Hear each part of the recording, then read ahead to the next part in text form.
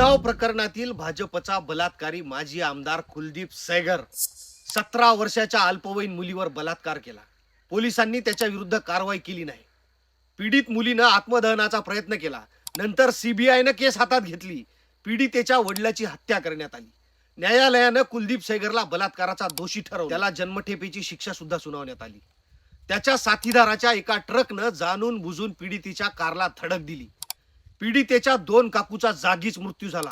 पीडिता आणि तिचे दुसरे वकील गंभीर जखमी झाले. दिल्ली उच्च न्यायालयानं काल त्याची जन्मठेपेची शिक्षा स्थगित केली, थांबवली. दिल्ली उच्च न्यायालयानं कालच त्याला जामीन मंजूर केला.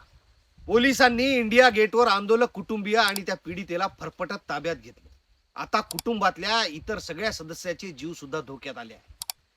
आणि काही मोदीच्या बांगड्या भरलेले मंदभक्त ह्या कमेंट मध्ये येऊन बांगलादेशच्या हिंदू हत्येवर बोलणार आहे की नाही असं म्हणते. वारे वाह.